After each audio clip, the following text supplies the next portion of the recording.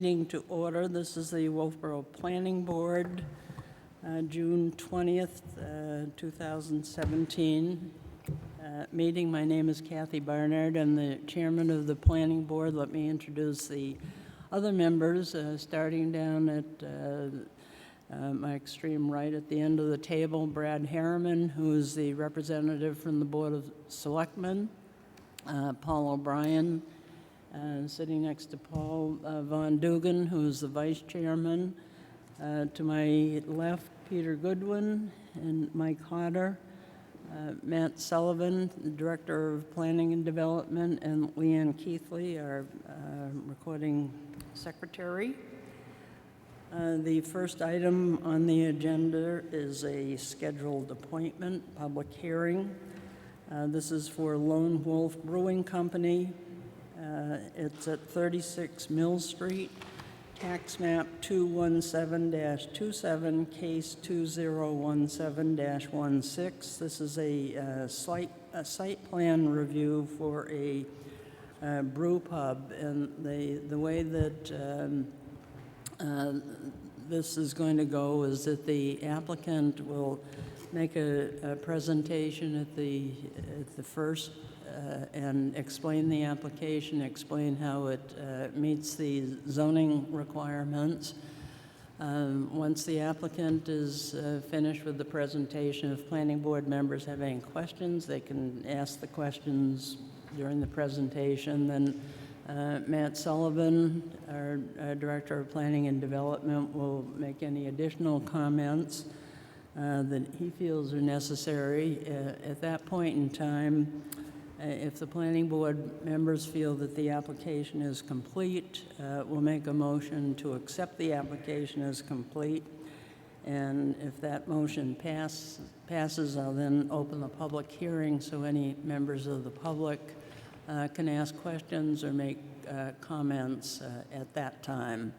Once we finish with all the comments and questions are answered, I'll close the public hearing, and generally, the planning board will act on the application at the close of the public hearing.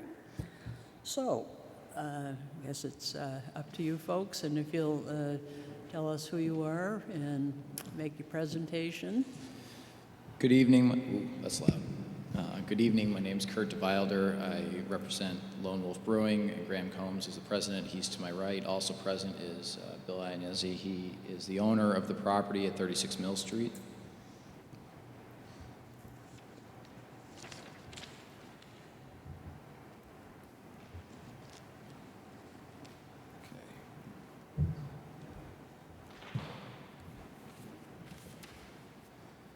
Okay.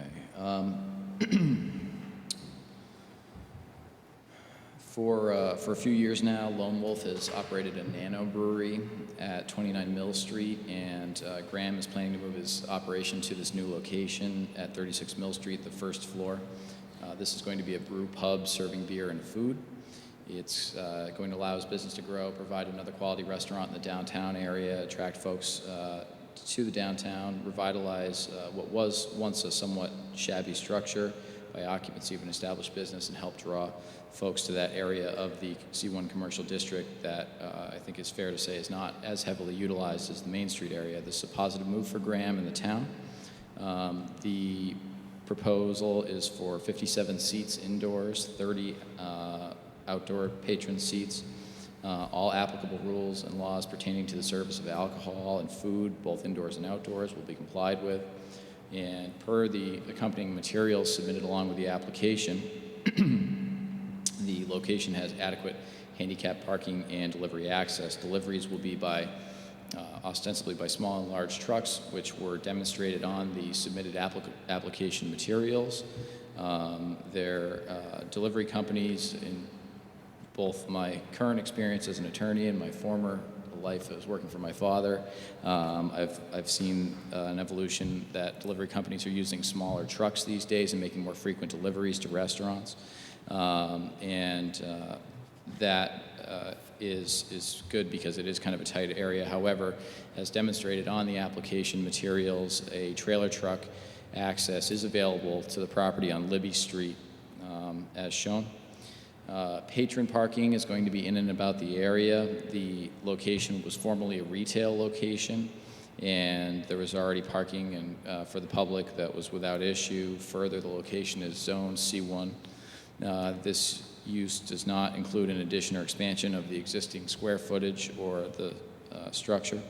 As such, the parking requirements of Chapter 175, Article 22 do not apply. I did read Matt's review, and I appreciate what his point was, but I think that's a conservative reading of the ordinance, which is overly cautious and doesn't apply to the present situation, because under Chapter 175, 130B, parking requirements under this article shall not apply to a change to a commercial use or an expansion of a commercial use that does not include an addition or expansion of the existing square footage of the building in these districts, provided, however, that the number of parking and loading spaces available on site shall not decrease. There's been no decrease. So the important language is that it's a commercial use that does not include an addition or expansion of the existing square footage of the building. There is no change in the footprint of the building. It is not going up, it is not going out. So because of that, I need to specifically point out that the outside seating is not pertinent to the question under the ordinance and is not relevant to this exception. The exception concerns itself only with whether there's an addition or expansion of the existing square footage of the building. Utilization of an already existing outdoor space of the structure, which always could have been used, and I do believe was once used for display, retail display purposes, not part of the building, and is thus it's not relevant under the ordinance. Similarly, the use change is not a pertinent question under the ordinance. It is specifically accepted by the provision due to the fact that there is no addition or expansion of the existing square footage of the building. And finally, it's irrelevant that the use footprint is changing for the same reasons. The zoning ordinance contemplates changes to the structure, none are occurring, and that is the end of the inquiry under the language of the ordinance as it exists. And that's what we're bound by here today. Now that said, even if the plain reading of the ordinance is ignored, and we move forward under 175, Section 130A2 or 3, those sections also dictate that this application should be approved. The parking requirements are met. So we have application for 87 seats total, and if parking is required for one vehicle for every 4 seats, then it's 21.75 spaces. And I have some handouts that I'd like to provide to you.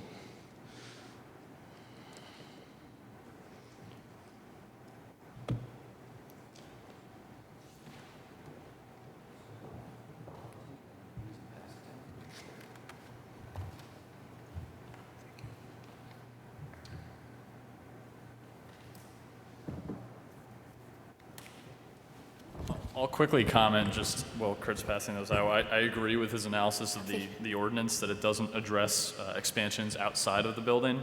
My only interest in including this here in my review was to address the parking issue on site. It's obviously very limited. I just wanted the applicant to at least discuss it with us tonight, as we are providing very limited parking on the space.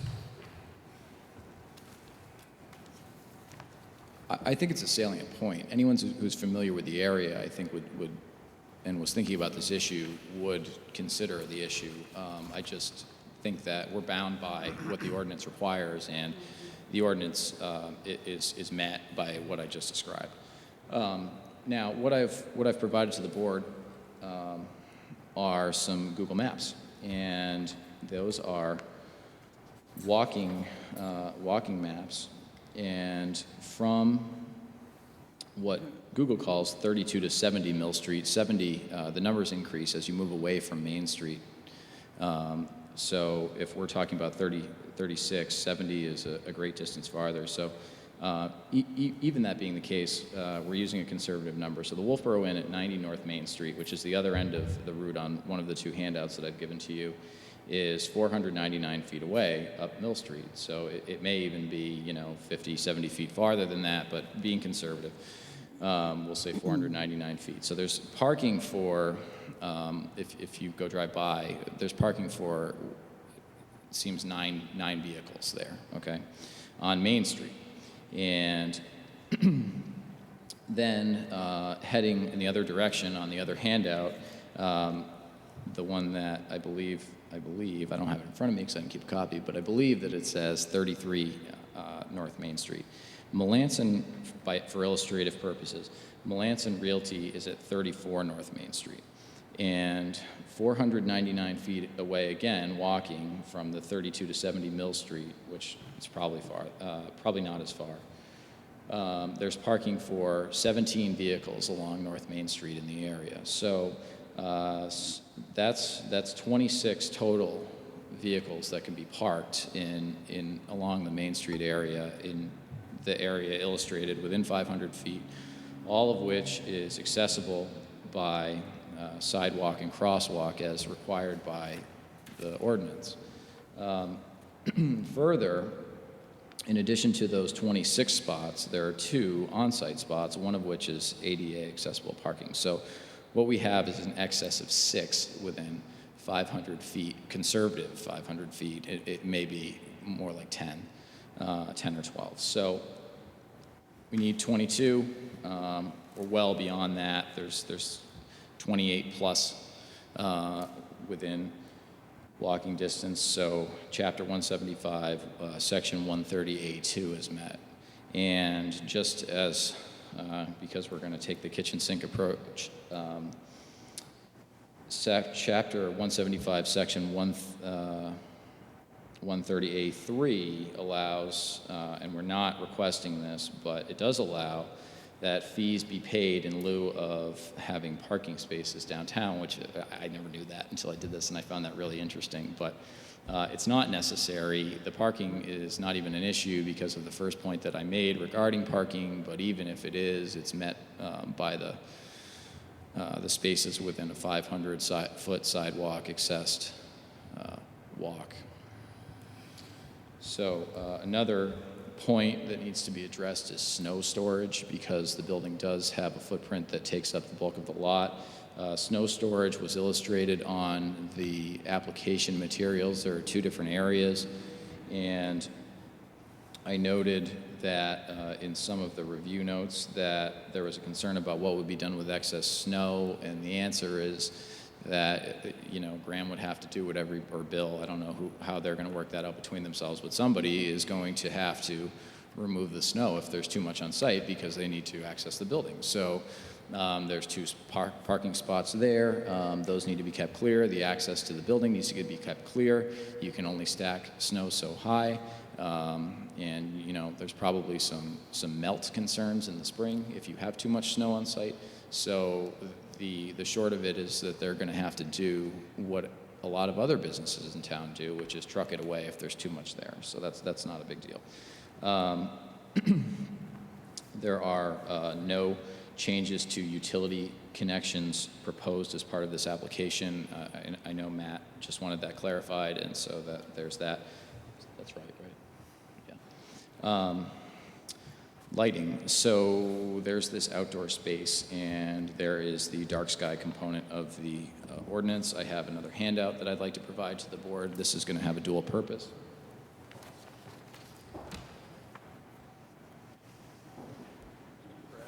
Take a copy of this and not walk away. Thank you.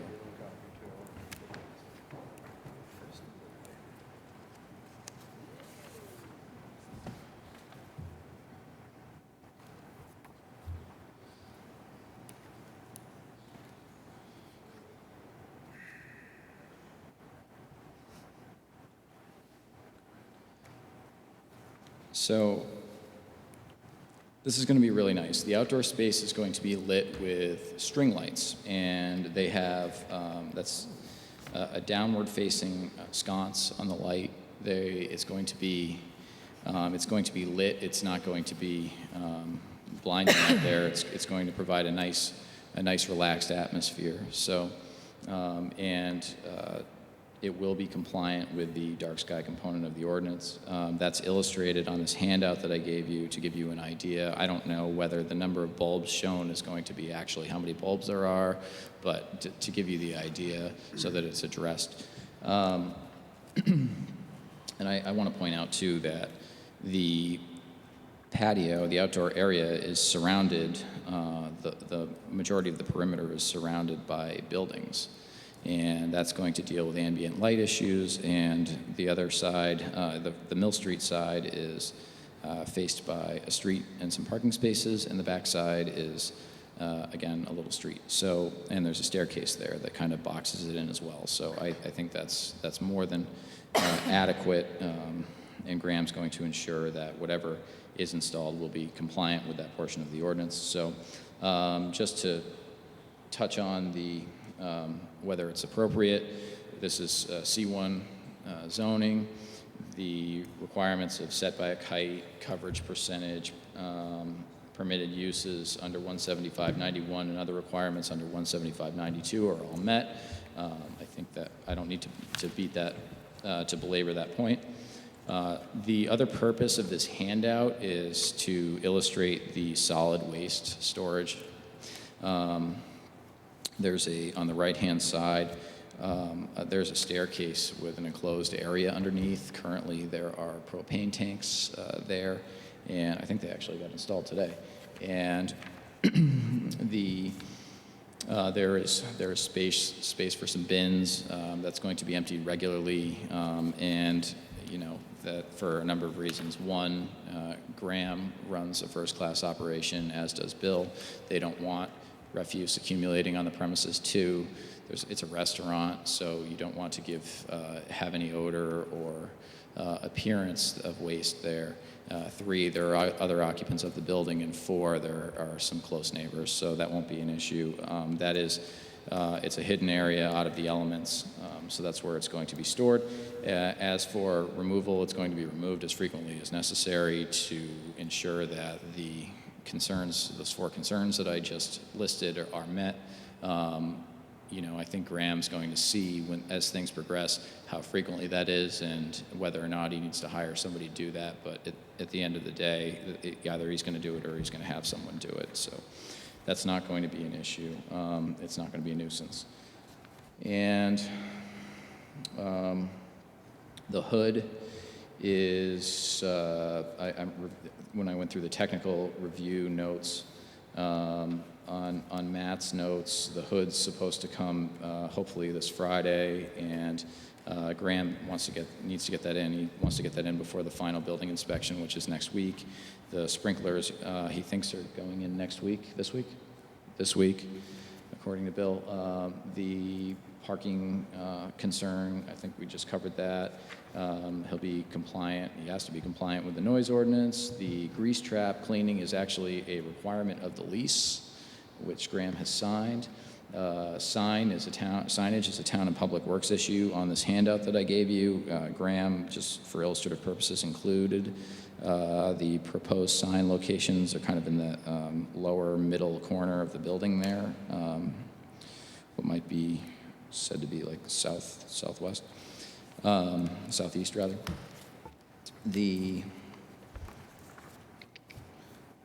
There was a concern about the diameter of the sewer pipe, which I would say is a public works issue.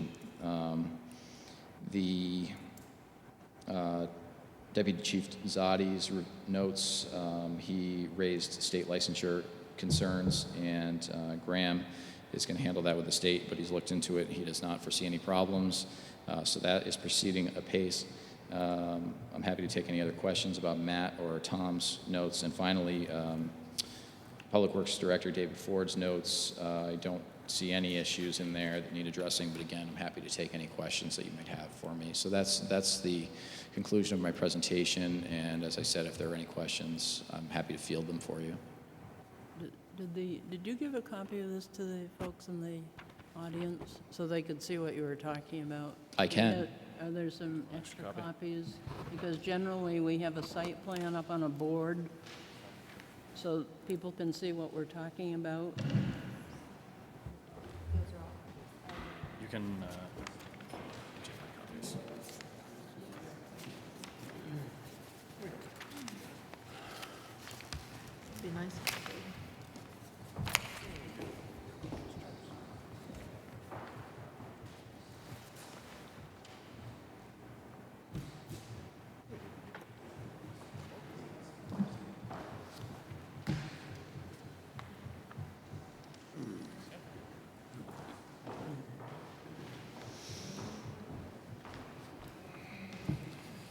So I have a question about noise. How will that be addressed?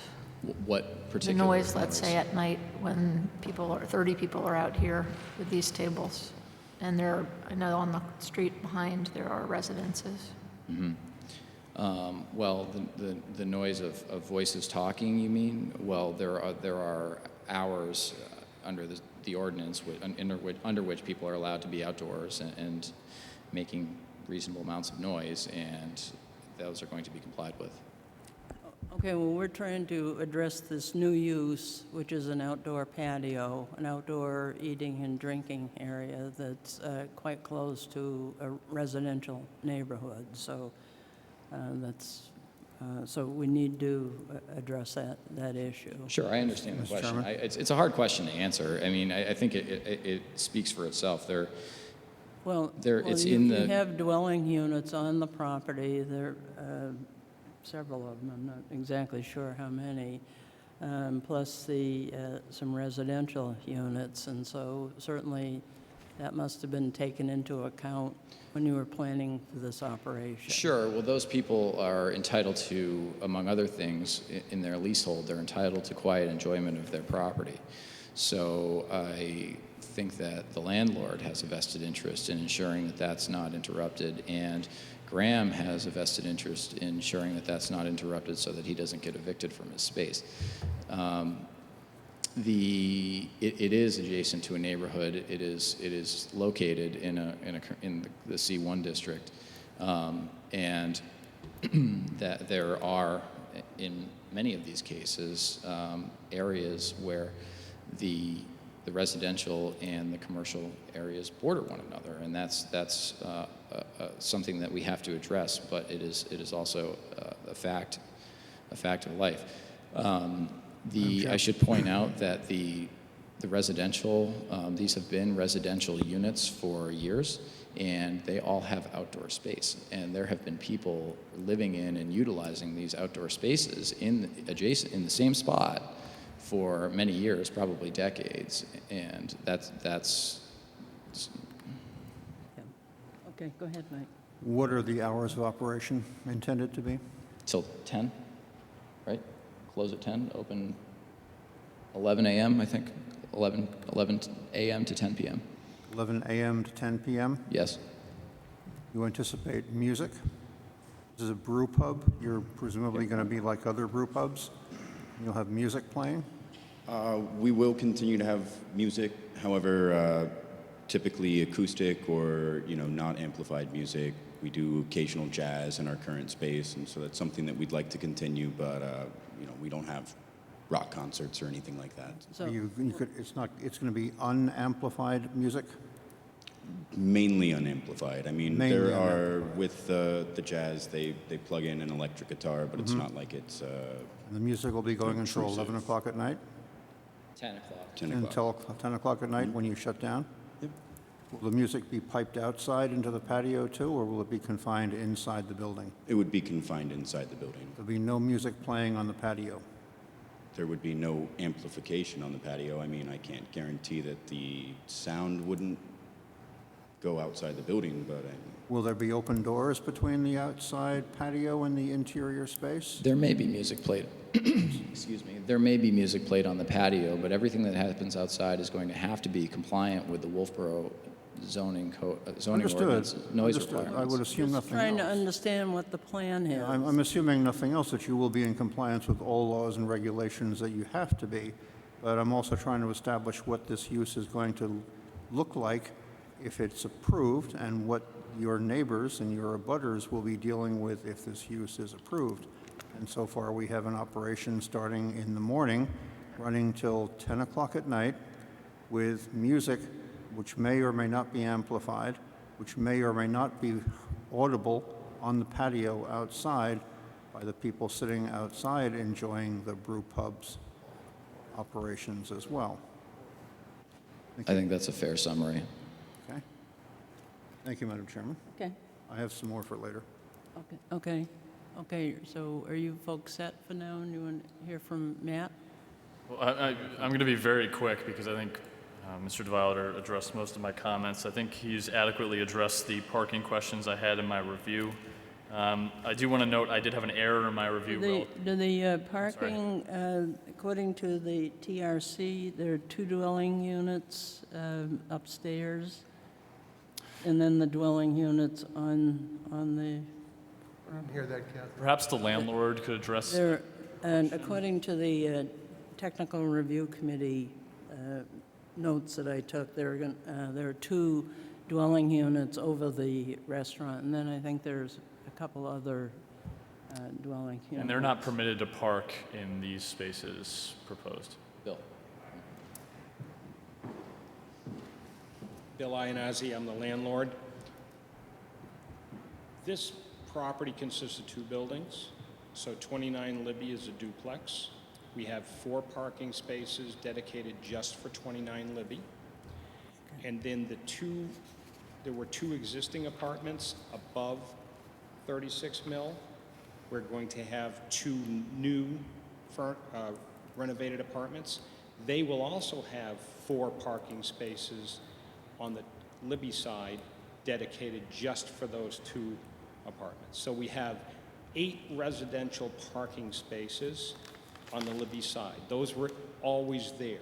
Now, there was a fence and some really bad landscaping. We've taken that all out, and we're cleaning all that up.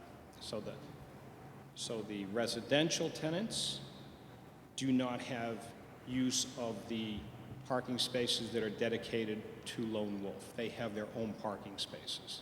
They do not have to park in the street or seek other parking. Okay, thank you. Again, I was noting my error. There is obviously a loading plan presented within the application materials with a tractor trailer space off to the side of Mill Street. I did have some concerns about site distance with the truck parked there, and I'm just curious what the anticipated hours of delivery are. I know they can be sort of variable, but if you're parking a tractor trailer truck, obviously there could be a site distance issue there, a safety concern. Any idea on the hours of delivery for the site? Do you have an idea? I don't. I've talked to a couple of the purveyors, and I've talked to them about trying to have all the deliveries before our hours of operation. So I've talked to them about having them before 11 a.m. I don't foresee having any tractor trailer deliveries. Okay. However, we put that on there just in case. You don't foresee having I tractor don't foresee having a tractor trailer. because you realize that right now that street is being competed for by occasional deliveries to Nolan's, sometimes to Full Belly, sometimes to the press, sometimes, as it used to be, to the health food store. Tractor trailers parked on that street essentially eat up 2/3 of the width of that street, making it very difficult for other people to get around. The tractor trailer would, sorry. If a tractor trailer was to make a delivery as illustrated on the materials provided, it would be on Libby Street. Tractor trailer on Libby Street? Yes. The tractor trailer is shown on Mill Street. It's shown on Mill It's Street. on Mill Street? Yep. On Mill Street? I thought it was on, oh, I misspoke. It was on Mill Street. However, I mean, a solution to tractor trailers, if I do need to receive deliveries by a tractor trailer, I am in the process of the other location at the farm, which is accessible for tractor trailers. Any large deliveries do come, I could always have them delivered off-site and bring things downtown with our own vehicles. If this application were to be approved, would that be an agreeable condition of approval? No tractor trailer deliveries on Mill Street to the property? No, I don't think that's necessary or appropriate. There are other businesses that utilize the street, That's the and point, just Kurt. if there are tractor trailers that are blocking traffic, then that's against the law, and that cannot occur, and that is an issue that the delivery companies are going to be, I think, quickly addressing with the Wolfeboro Police Department. or I'm vice sorry you versa. feel that way.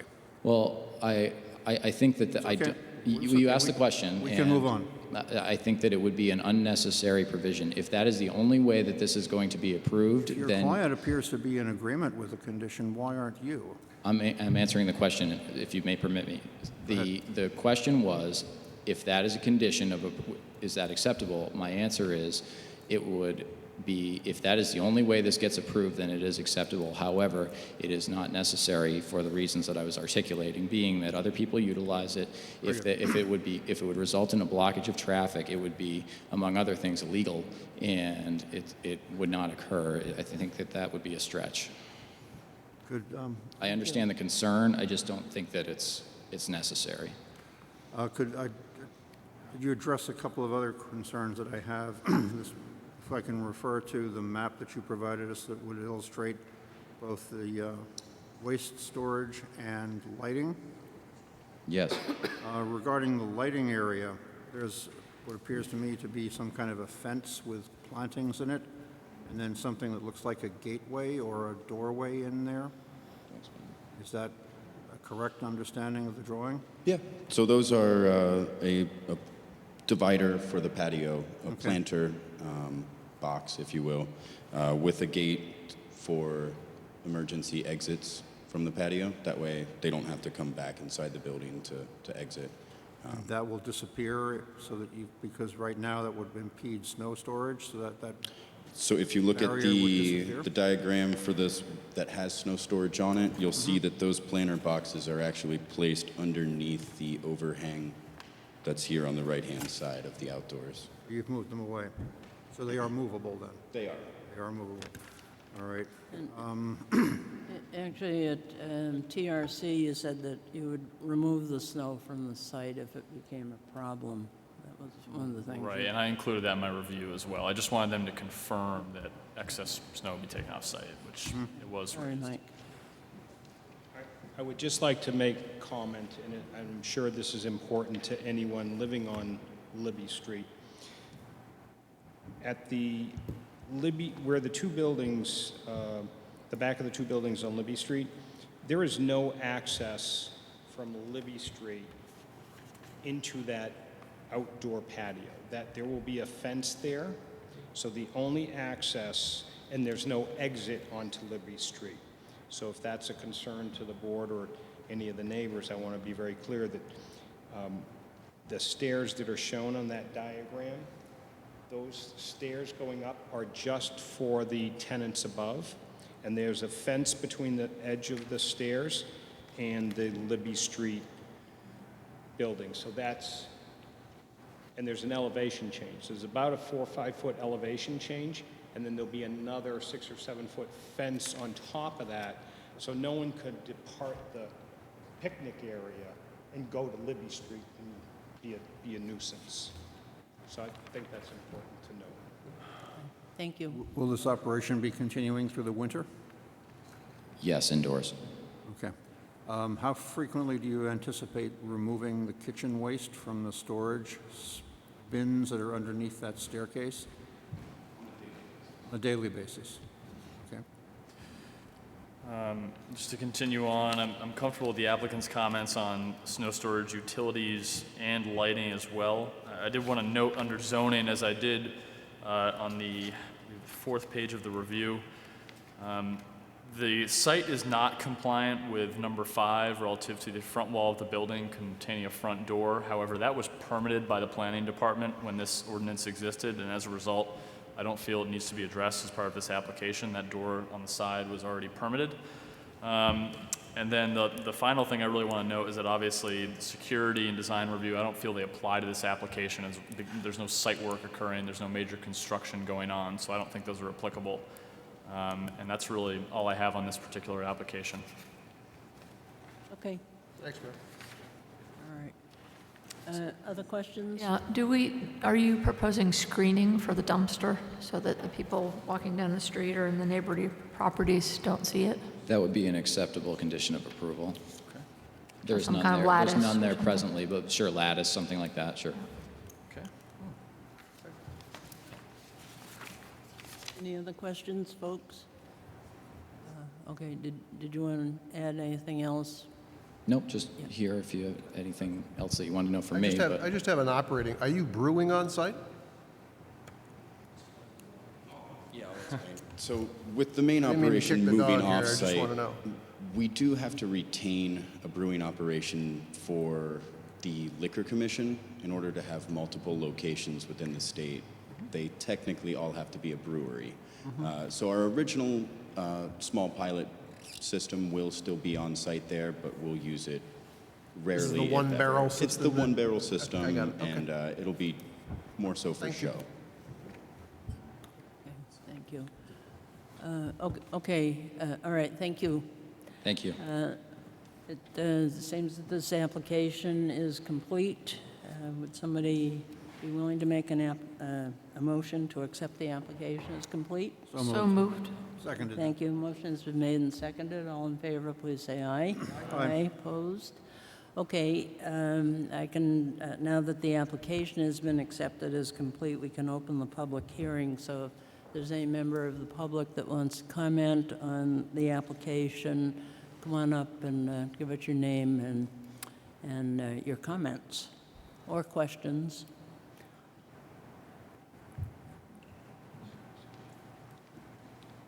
Susan John, I own 40 Mill Street and 57 Mill Street, so I'm a little concerned about the neighborhood.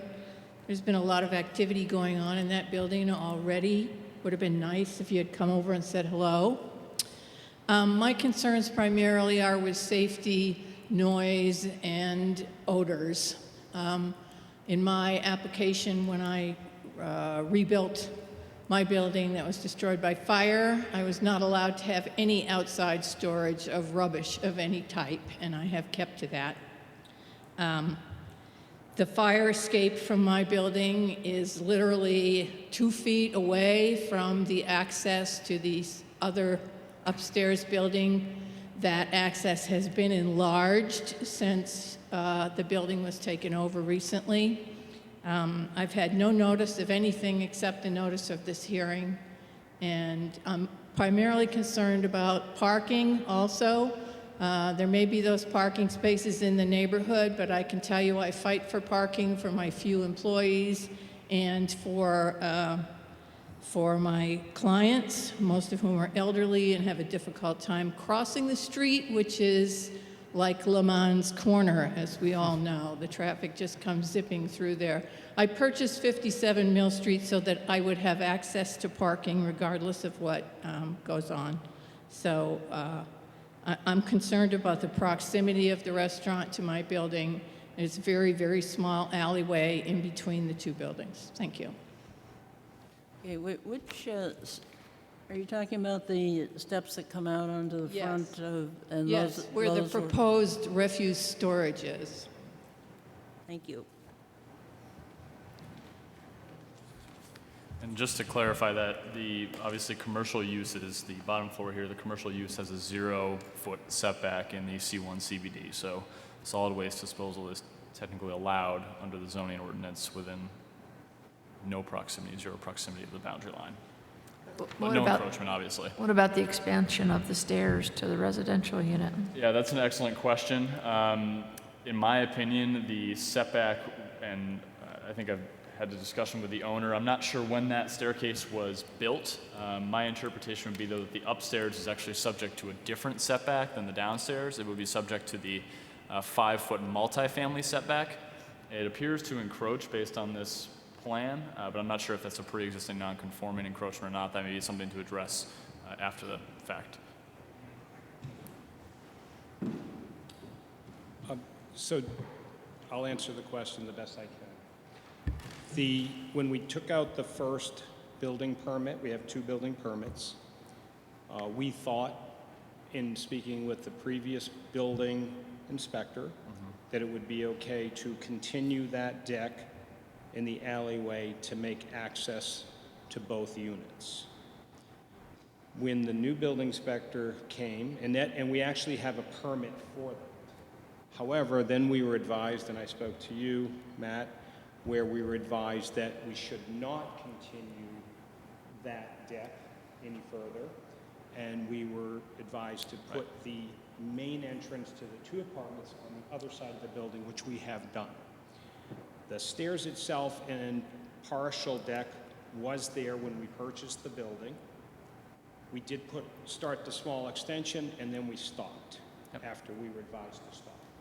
We have a single young lady that's going to be moving into that apartment.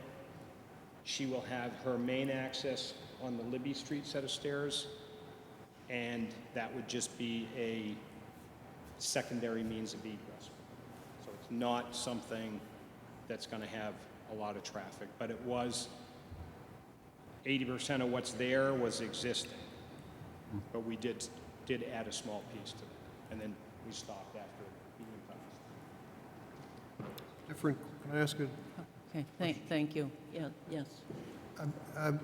this building, in its prior life, prior to being renovated, did it have a fire suppression system in it? And it will have a fire suppression system in it now? Yeah, come on up, thank you. The building, when we purchased it, was actually in pretty bad shape. We've since gutted the building. There was no sprinkler system, no type of fire suppression at all. We've upgraded the water line to the maximum. We have a complete mercantile sprinkler system on the first floor, and we voluntarily put residential sprinkler systems on the upper floors for the residents.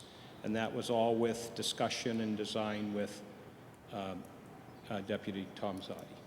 Thank you. Thank you. Okay, anyone else want to comment? Good evening. Bill Swafield, Kingswood Press, and the next building up the street from there. Nice to meet you. Couple of questions. Just having looked at these maps for the first time, I'm completely in the dark about where the entrance is and the exits are. Is the entrance right on Mill Street, or is it off your parking lot? That's the question. It looks like you have a couple of entrances here.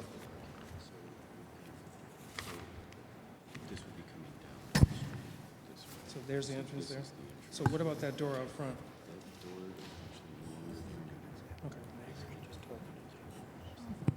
Okay. Are you talking about the entrance to the To restaurant? the restaurant, yeah. So my question on the parking then, on the parking lot, I mean, it seems to me there were 3 or 4 parking spaces there in all the time that I've been watching the building over the last 40 years. I see now there are 2 parking places, so have we lost 2 spaces there, or what was the amount of parking before the project came in? Yeah, And what's the square footage there? That's a really critical question, too, that I didn't address specifically in my review. That's actually particularly why I wanted the applicant to address other parking means, because yes, the building is not expanding, which is what our ordinance deals with, but there's no question that by installing a handicap space, which yes is an asset, we are losing some potential parking on the property. So I specifically asked the applicant to address how they would achieve parking off-site for that very reason, because I agree, they are losing at least 1 space as it stands right now in this application. Do they have to have a handicap space there? Is that required? Yes, I mean, they were upgrading, this structure is being upgraded for handicap access, and I felt it was necessary, and it would be required for an ADA accessible space on the property. Because there is right across the street, the town parking has a handicapped access there. And when they redid Mill Street, we used to have 2 parallel parking places right across from the Kingswood Press and 2 across from your building. Yeah. Those were taken out, and you added 4 spaces in front of the water and sewer building, but only 2 of which are actual spaces that the common person can use. One of them is for town employees only, nearest the water sewer building, and the other one is a double handicap space. Yeah, and just to address the handicap issue, in initial conversations with the applicant, I think I actually advised the applicant that yes, you could have a handicap access across the street, but with the sight distance and safety issues on Mill Street, I was more comfortable with a decrease in parking and putting the handicap space on the actual lot adjacent to the door. So that was, I actually advised the applicant to proceed in this manner here for safety reasons, really. That's a problem. You got 4 spaces, now you got 2 spaces. You've got an 80-seat, how many seats is it? 87 seats, and you lost 2 parking places. You got 2 parking places across the street, and a handicapped double space there that the town has had for that, and then the other one is a town parking place. Anyone who goes up on North Main Street at night right now, you can go up there right now, and you won't be able to find a place there in front of Nolan's, which is part of what you were using as your spacing. So in reality, and I'm not saying I'm against the project, I'm just saying in reality, 80, whatever odd it is, spaces you've got here is a lot to have no parking for. And I realize the zoning, and you don't have to have it, but it's going to cause some congestion down there. And frankly, my space is behind the Kingswood Press. There is access from my spaces between their apartment building and the Press, where you could park at the Press and walk down in between. There's not going to be any fence there that I know of, but maybe we'll need to put a fence in there. Between the Press and your apartment building, I mean, people could park on Libby Street and come down between the Press and the small apartment building that faces Libby Street. I'm just saying. So there could be access there. I mean, we'll see if we have a problem, but that's not out of the question. And then you've got other spaces that are the parking places behind the marketplace, which will probably be utilized. I mean, in reality, those will be utilized, and the Cavalry Church parking lot will probably be utilized. Not to mention the Mill Street Meat Market parking when they're closed. I mean, I can see all these places being filled up with people going to the brewery. Just the reality of what's going to happen. Yeah, I know there's nothing you guys can do about that. Yeah, I think the applicant is certainly taking a risk with the parking strategy that they're employing, but and certainly it would be dealt with between the applicant and those other entities if there is an issue at a later time. But as you said, I mean, that they're meeting the zoning ordinance from a technical perspective, and that's sort of a risk that the applicant is taking at this point in the process. The other question I had is, where's your fans going to be for your cooking? They'll exit towards Libby Street. And how many do you have of those? So the cooking equipment is here and vented out this direction, Okay. so it's just an exhaust back there. What's your menu going to be? Can I ask that or not? I don't really know if it's pertinent to Okay. this discussion. And you don't do any brewing there, right? No, I won't. Yeah. Okay. Right. Okay, that's fine. That's fine. I'm just trying to think what else I got here. I guess my main concern is the reality of the parking situation. It's going to be tough. You can't find a place on Main Street in the summer to park in the evening. So the people who are going to come here, I don't know where they're going to park. Okay, thank you.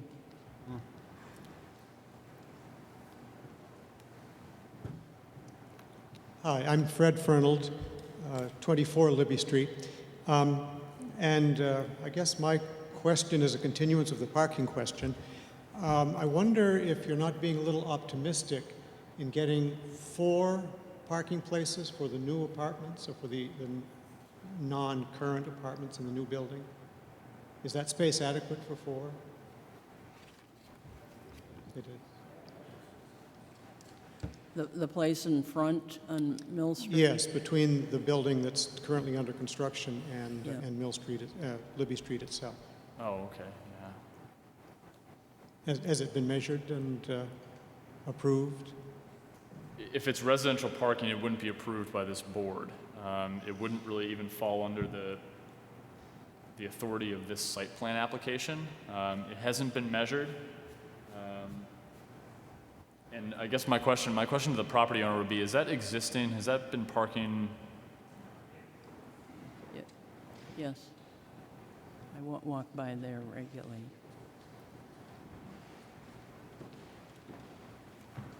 There was, before I bought the building, there are 4 available parking spaces on Libby Street.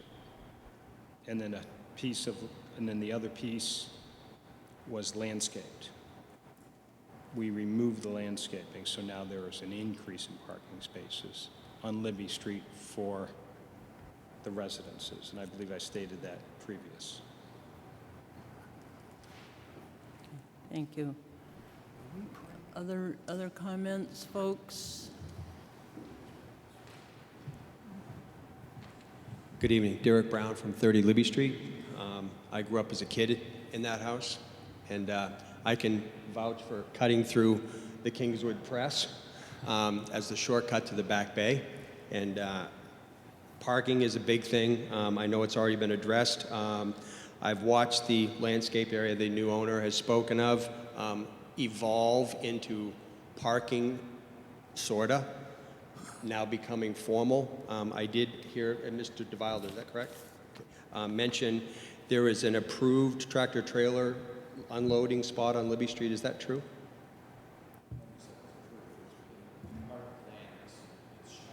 Okay. So I'm kind of curious if this has now become the de facto residential parking area, how can there also be tractor-trailer unloading there? To clarify, the tractor-trailer loading is shown on Mill Street, not on Libby Street. Okay, because that was an earlier comment. Right, yeah, no, Yes, Okay. yeah, it's shown along Mill Street right here adjacent to Okay. the site. So back to the cut-through at the Kingswood Press. Creatures of habit, people tend to go the shortest distance between 2 points. So, as I understand it, there is no parking on Libby Street, correct? So people are able to park there on the sides of the street, correct or incorrect? Yeah, if there are no, I don't see it posted, I don't but that's believe why it. I'm asking the I question. don't believe Therefore, it's posted. It's not posted. if the limited parking is unavailable, if North Main Street is full, as it most often is, Libby Street is wide open for side street parking and cutting through the Kingswood Press. As it is now. Virtually zero people park there now. There's no evening hours of businesses there for people to park on the sides of Libby Street. Okay? Snow removal, I've watched as I've come up year after year after year to help with the major storms. It is a growing problem on Libby Street with that property in question. Okay, and so I'd like to see something that is a more or less an accepted cost of business will be removed regularly the following, not we'll see, depending on how the snow goes.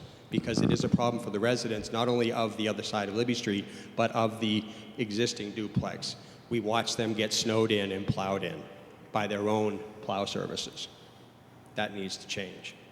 I guess lastly, Could I ask you a question? Yes. So you're suggesting, or your comment is that It's a hazard. That property in question creates a snow removal problem? That is correct. No other property on Liberty Street creates that problem? No, they plow their own driveways to the back of their own lots. I see. Okay. So the opposite side has no place to put their snow. I think this fine lady here can attest to that, the challenge she has with her snow removal. Okay. Lastly, regarding the handicap parking, I know in Massachusetts we have laws for how many business occupancy expectations and how many reserved handicap spots we have. Is one enough for 87 people in a facility? I don't know if that's the case in New Hampshire, but that's way too few in Massachusetts. The answer is no. However, we sort of apply this radius-based parking plan as well to that. And in my opinion, we have adequate handicap access in the general vicinity for this property. I respect the fact you have an opinion, but there's a rule and a law to that, okay? In this sense, we're siding on the side of C1 commercial, then it's a commercial space. Handicap regulations apply, not 50%, 80%, 100%. okay, Okay?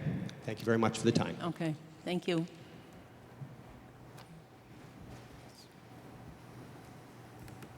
Again, I'm just looking at the map for the first time, and on the one I was given, I see that the trailer truck parking for removal of their supplies is directly in front of my only entrance to the Kingswood Press. So I would respectfully ask if that could be changed.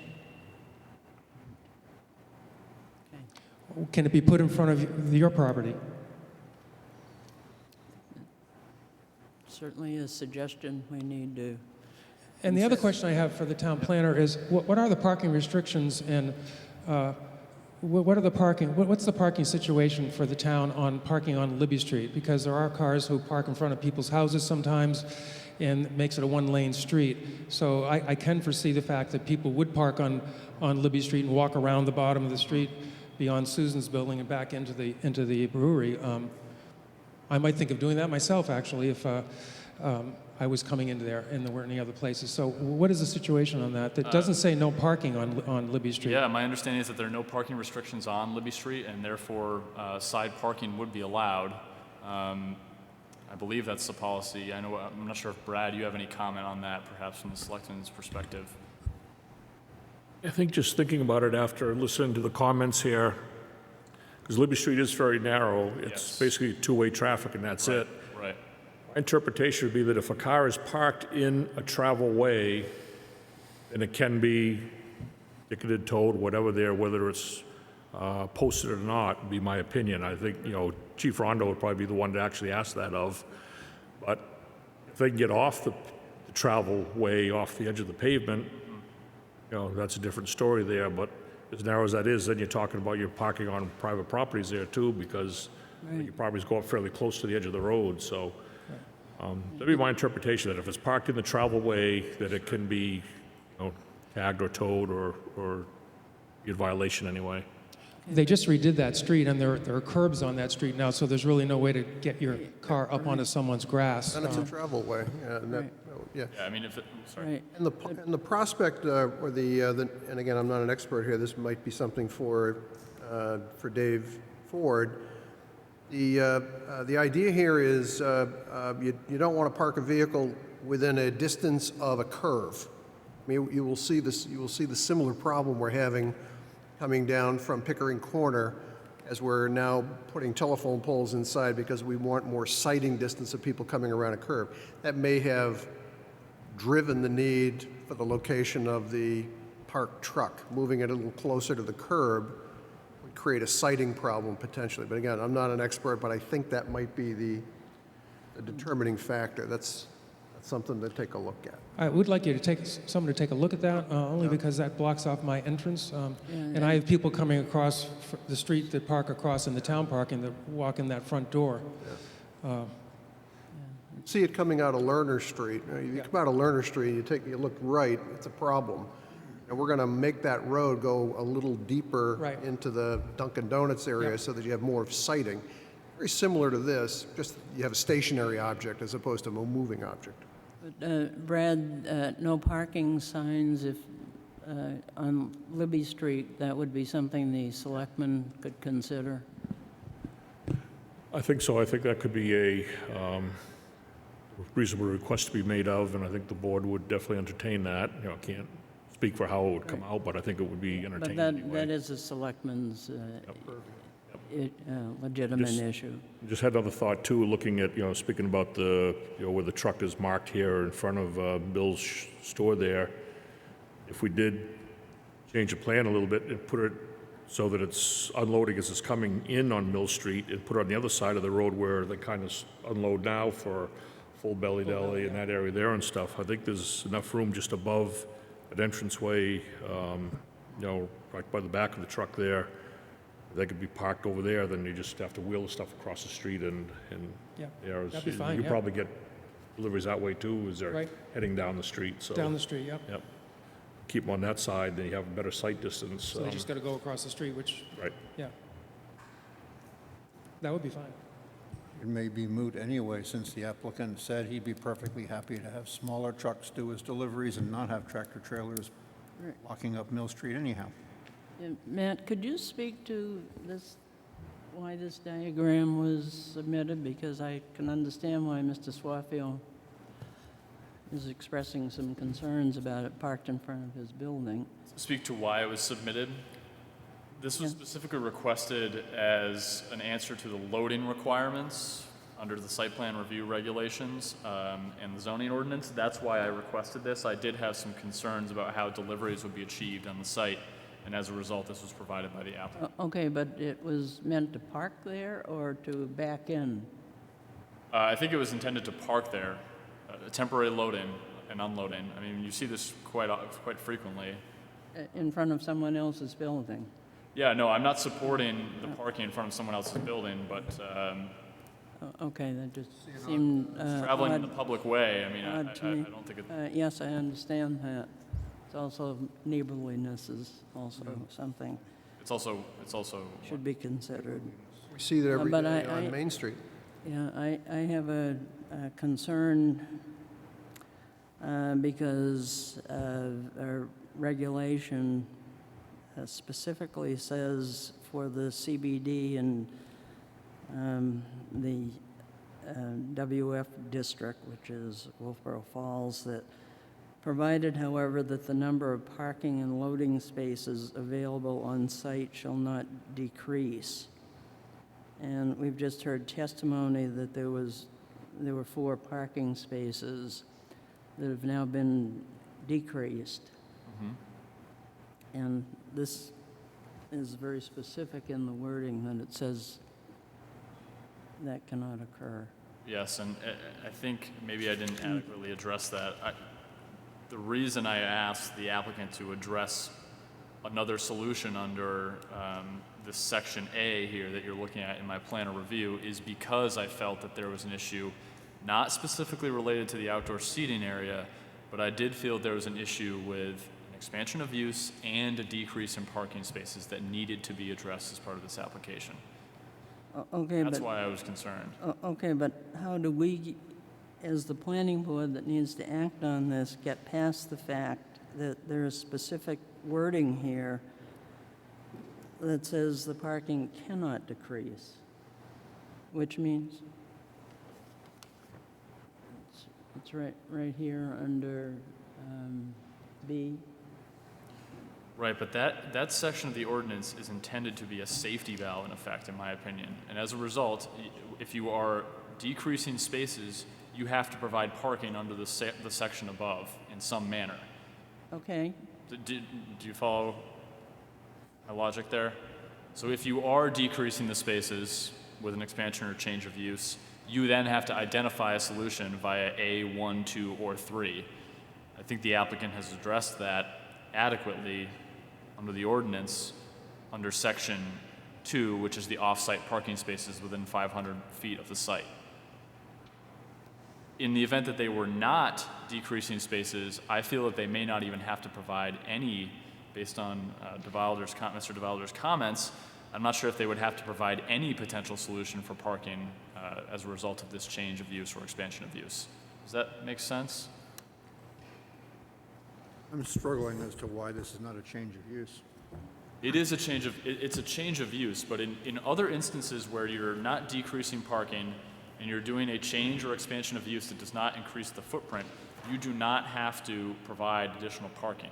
However, because we are seeing a change, in this case, in my opinion, an expansion of use, but a decrease, they do need to address the standards of how additional parking will be provided. And the way they address that need is to say, we're just going to bleed off our parking needs to the streets surrounding the location of the business. Whether or not there's available space there is not really of any interest to them. They're allowed to under the ordinance because there are parking spaces there. Yes. So it's pretty clear that we need to fix that. Because this, to me, is an extraordinarily robust application in an area where it probably doesn't really belong. But as far as the parking requirements are concerned, I have nothing to argue with. May I make a comment on the parking? yes, go ahead. So we have not decreased any spaces. I've added spaces. So the previous owner, there was a landscaped area on the back of 36 Mill. There was no parking there. That just doesn't apply to the site plan application, Right, but though. the residential, Yep. but the residential people used to park where we're now giving that space to the commercial.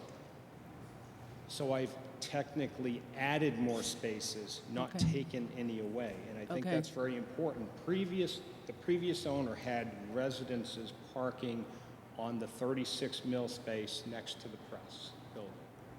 Those were residential spaces.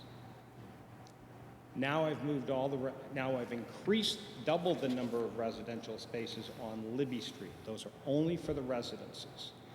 Now allowing the 36 mill space to be dedicated to the commercial space. So I feel I've technically increased by 4 more spaces for the property in total. Okay, it's difficult because we don't really see them here, so. Well, the residential spaces are not part of this application, but it is what But we're... a site plan is supposed to show what's on the site. That's what I was brought up believing.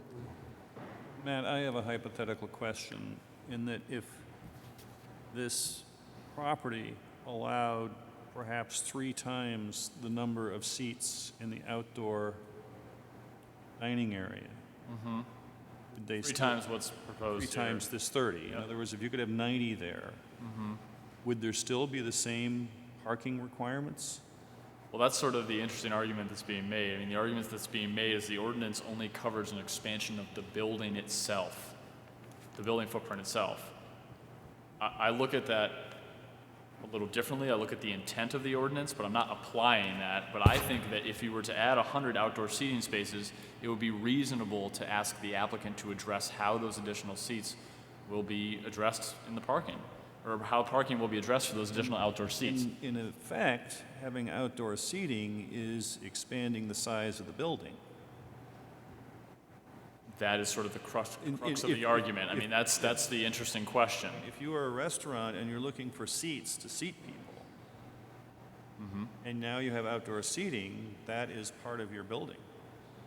I think a very conservative reading of the ordinance, though, it speaks only to expansion of the building footprint. Right, and our ordinance, we do not have any regulations at all for outdoor patios, and I'm thinking of the downtown grill, Bailey's Bubbles, Seven Sons, Nolan's, all of them, and excuse me? Soft serve ice cream shop.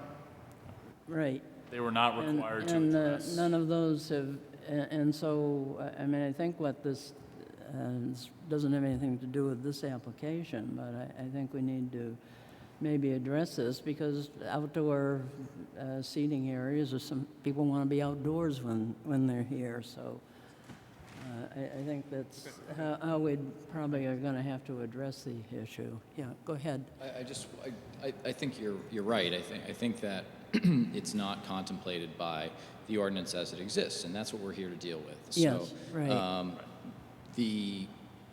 and obviously that's seasonal, that area. But at the end of the day, we have to, I believe, apply the ordinance as it's written, and it does say building.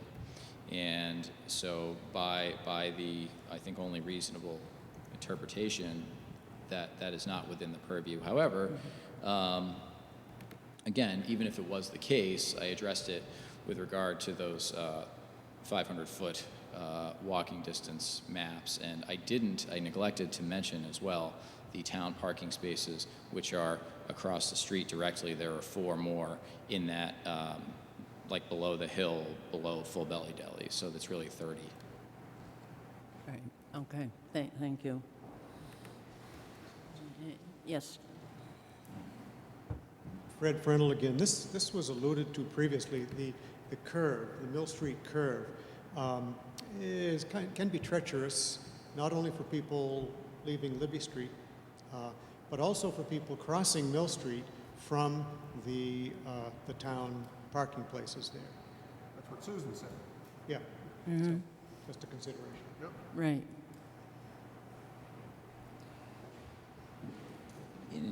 In Dave Ford's review notes, he indicated that it may be wise to consider whether warning signage should be added to the area to address exactly those concerns. I think that's really in his wheelhouse, but it appears something that he is already aware of and considering. Yeah, and I can speak to Dave Ford about this in the event that the application is approved. I can speak directly to him about what can be done to improve safety here, and certainly address the parking on Libby Street as well, because I think that's pretty clearly a concern. I just wanted to add, too, that it's a one per, and this is not my opinion this time, this is a 1 per 25. It's 1 space per 25 spaces, which is sort of interesting because if you provide 0 parking spaces, there's actually not an ADA requirement. So in this case, it's sort of, because we're using a shared parking concept, I hate to say it this way, but the applicant is sort of going a bit above and beyond to provide a space on site in the interest of their business operations, so they're compliant with the ADA requirements. Yeah. I think that we all recognize that parking on Libby Street is a possibility. I specifically tailored this presentation not to get into that because I think that there is more than sufficient parking in all the areas that I pointed out. So whether or not the selectmen want to get into addressing that, whether or not the residents want to raise that with the selectmen, I don't know. But even without pointing out that people could park on Libby Street, which would provide another umpteen spaces, there are well beyond sufficient spaces available for approval of this application, even though it's my position that that's not even necessary because of the first provision.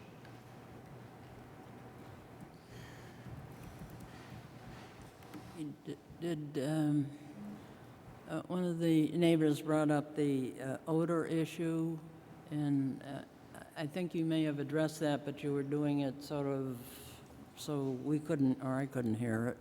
Could you just address, because there's now going to be a cooking establishment and then the beer, which is not going to be brewed there. Sure. Yeah. So the beer brewing is going to be very minimal, so I wouldn't worry about odor issues with that. As far as the addition of a kitchen, we will have a commercial grease hood, and that's vented properly to code. It'll be vented above the residences in order to satisfy all the fire codes. Okay, thank you. Not to point out the obvious too, but it's not as if this is the only restaurant in the area. There is Full Belly Deli, 51 Mill Street. There is Lydia's Cafe. There is Nolan's. There is Nolan's Pub, etc. So they're all right there within a few hundred feet. Mm-hmm. And depending on which way the wind is blowing, it may not affect anyone, or on a given day, or maybe they might smell a little something. Okay, thank you. Did I see a hand over there? Yes. Again, I just wanted to talk about I'm thinking here on the spot because I haven't seen any of this prior to this meeting, so I'm just thinking about possibilities and problems and things.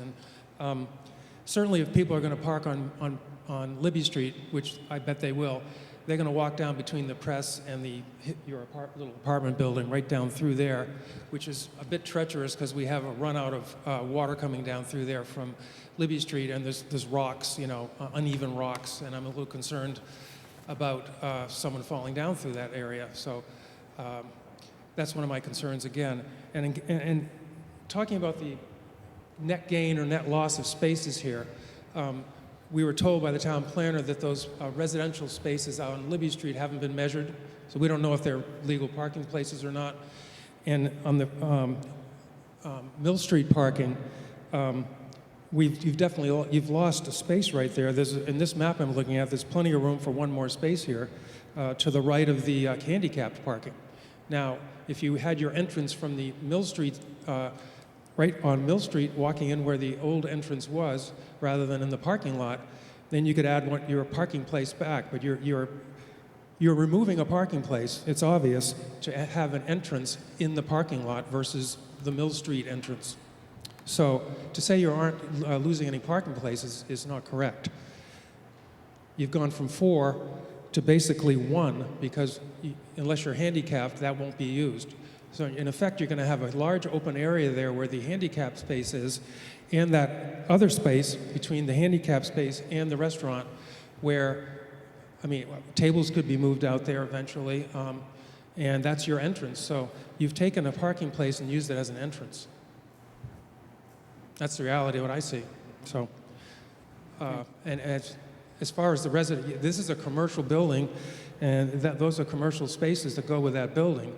As far as the addressing that with the residential spaces for the apartments upstairs, I don't see how you can use that saying you've added parking when those aren't even actual spaces back there that have been, as far as I know, as far as we've seen or said, have been measured.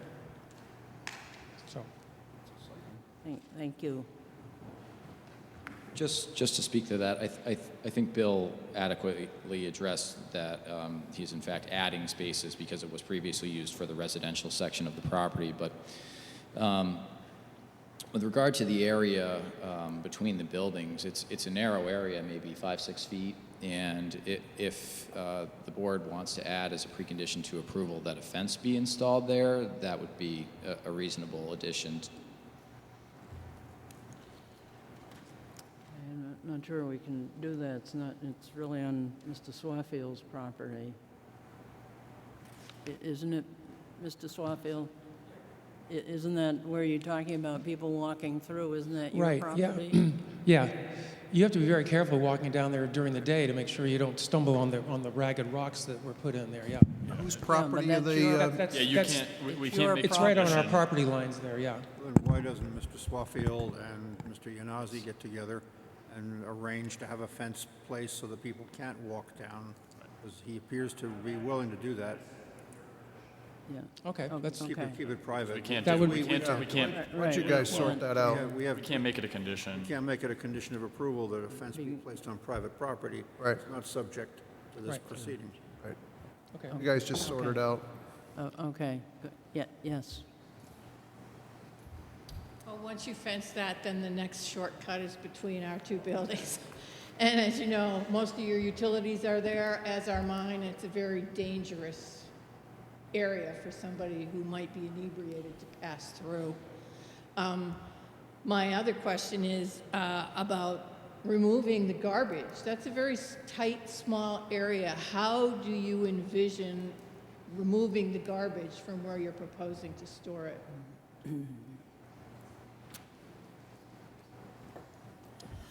So we're not proposing to have a dumpster on site. We're going to have trash cans with wheels, like your standard sort of trash cans, to where we will easily be able to wheel them out to the parking lot. So trash removal shouldn't be an issue. And that's going to be emptied every day? Yes. And you're going to contract with a company to do this for you? Yes. Mhm. And this is a company that removes garbage from other parts of our town? I'm sorry? I assume this is a company that removes garbage from other parts of our town? Sure. Casella. So we know them? Yeah. Okay, thank you. Okay, folks, you folks all set with your question? Okay. Hi, Derek Brown again. Just a quick question as to where to go from here. I'm hearing a lot of really positive things about the business possibilities and all, which is great. Obviously, the parking. I sat and watched this discussion go back and forth about ways to block and minimize the cutting through of Libby Street. Let's just cut. We know people are going to park on Libby Street, so what's the next move?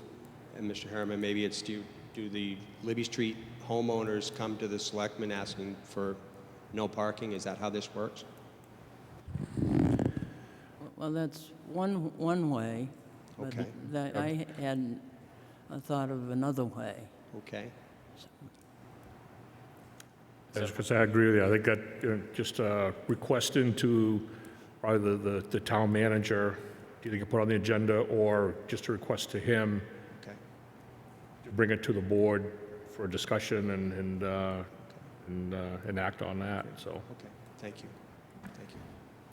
You're going to keep us Are in we going to get suspense? to hear your way or no? Well, I was, excuse me? Are we going to get to hear your way? Oh, no, I was going to suggest, I don't know what we're going to do here, but that would be a condition that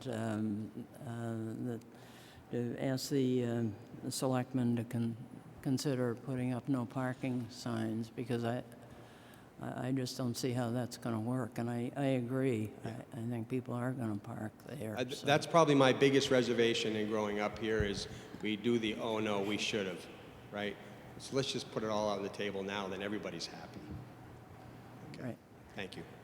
I think that, Madam Chairman, I think that issue should be brought up by the Libby Street Homeowners Association folks directly to the selectmen, rather than us making it a condition of approval that no parking should be allowed on Libby Street, because I'm not even sure that we have that authority.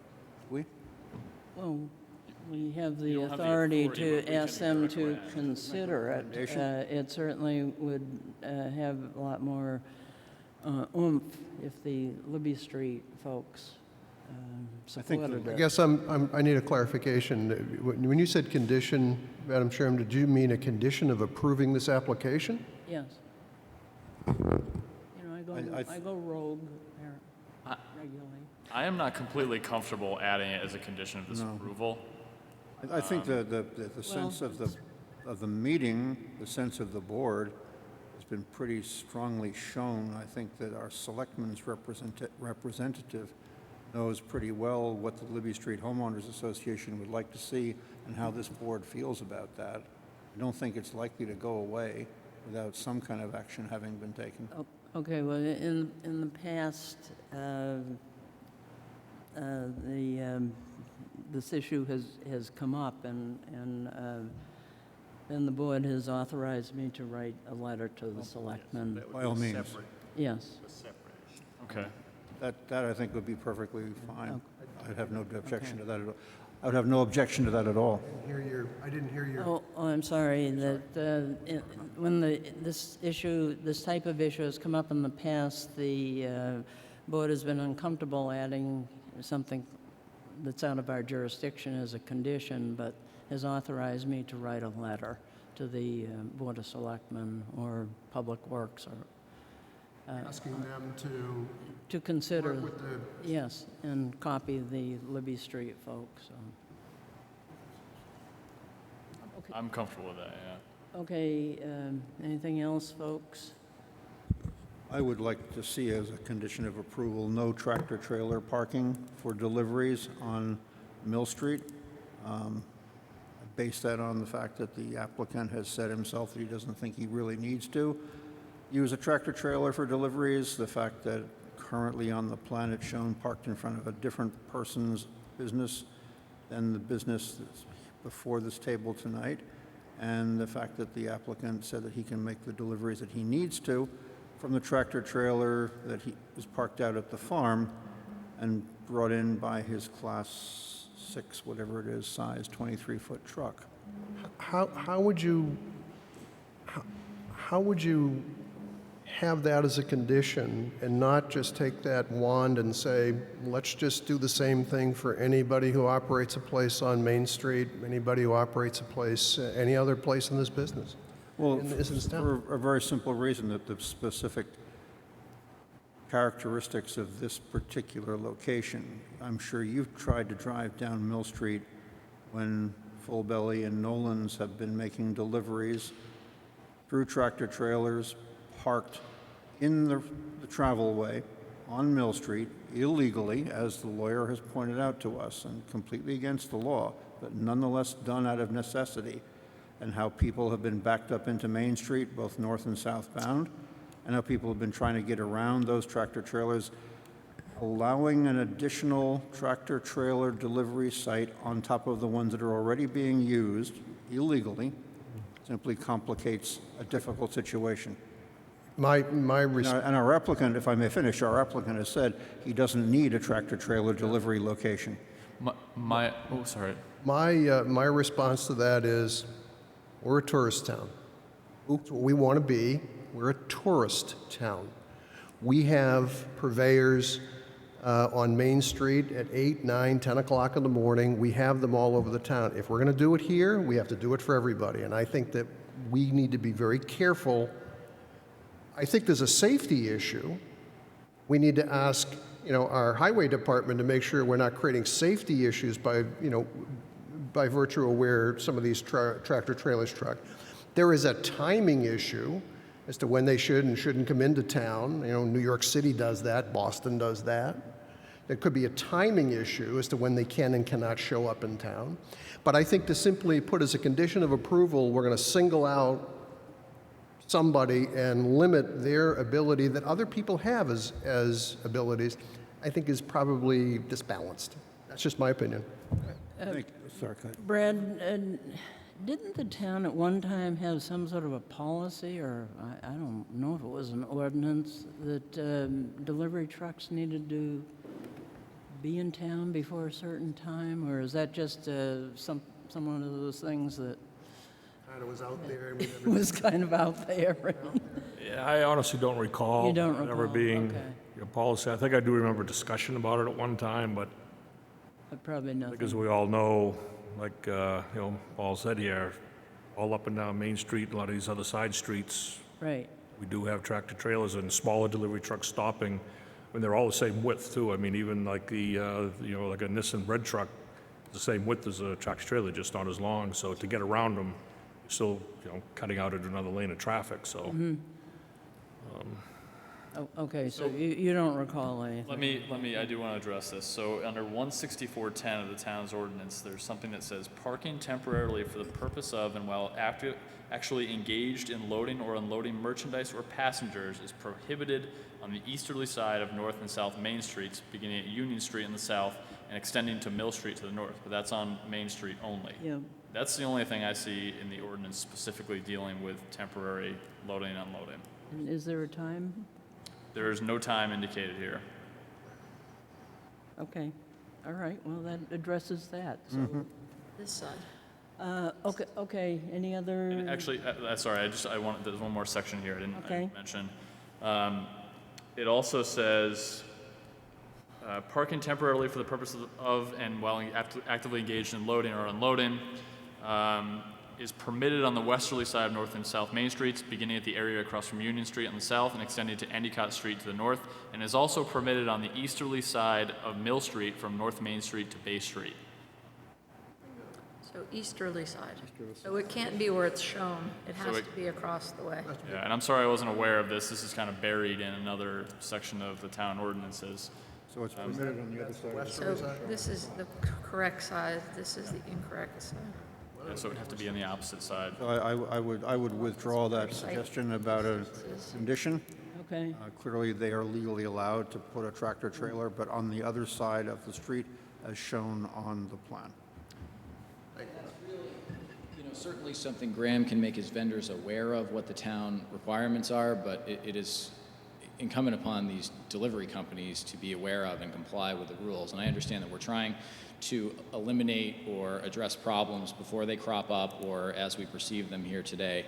But, again, at the end of the day, I think that the point is well taken that commerce has to continue. Deliveries come and, for a brief period of time, and sometimes they come on trucks, which, regardless of the length, are all the same width. It's already going on in the area. It's not, I don't believe it's a problem that it's being illustrated to be, and as long as they park on the right side of the street, it won't be a problem. Kurt, I think it's two things. One is commerce should go on, but I also think there's an issue here that we need to be real clear about is we want to make sure that it's safe. It is true that people, accelerate around corners. If you heard our own discussion earlier, we were having a bit of why do we have a handicapped parking space right next to the building? Why don't we just put another one across the street? And our friend Susan John said, well, even people who can ambulate have a bit of a risk. So we want to make sure that we get it right and safe. And I think that's always been our, and yes, we want to make sure that we can conduct commerce and not single things out.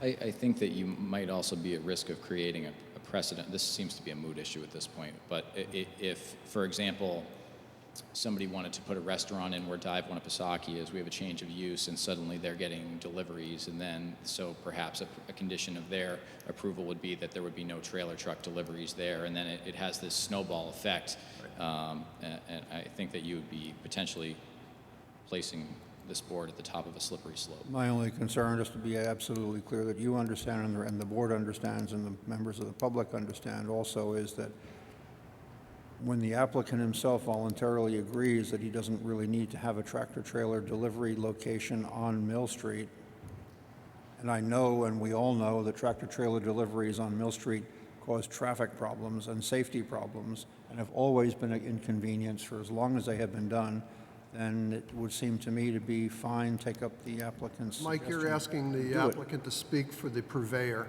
I'm And I don't think we should ask them to do that. I would not impose the same condition on a restaurant going to Dive Winnipesaukee, because where else can they possibly do their deliveries? I think we have the same issue here, though, to that point. And I think that the applicant We trying... disagree then in that case. I But guess. that's okay. The applicant's trying to get this approved, and what my comment to the board was, and it is on behalf of the applicant, is that if it would have been the only way to get this approved, then it would have been something that he would accept. However, it is not something that he was believed would be reasonable or necessary in this case, for the reasons that I think we've discussed, so we don't need to further this discussion.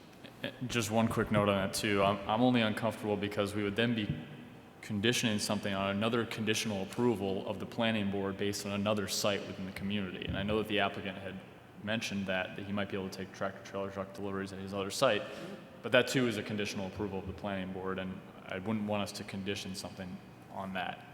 Does that make sense? Not really, but that's okay. Okay. No, what I'm saying is that we're basically, the argument that was made by the applicant is that tractor trailer truck deliveries could be taken at his other property, his currently approved property. Well, that's a conditional approval of the planning board. That has not been approved. There's no final approval on that, and as a result, I would be uncomfortable saying because of this other site, we're now going to sort of put a condition here not allowing you to have a tractor trailer truck. So it's just the justification, I think, would be a little tricky with a conditional approval as the basis for it. Well, it also seems like the ordinance says that tractor trailers can deliver on the east side. I'm really So I shocked. think Actually, I that did what not we know should this ask, existed, and it's very clear about it. yeah, but what we should ask is that the drawing that comes in with the signature block has the tractor trailer on the correct side of the road. Yeah, so I added a condition if the board chooses to move forward, adjustment of the loading space on Mill Street to meet the requirements of section 16410 of the Town of Wolfeboro Ordinance. Good. So that's if the board chooses to proceed. Makes me happy. Okay. Matt, do you have some conditions that you want us to consider?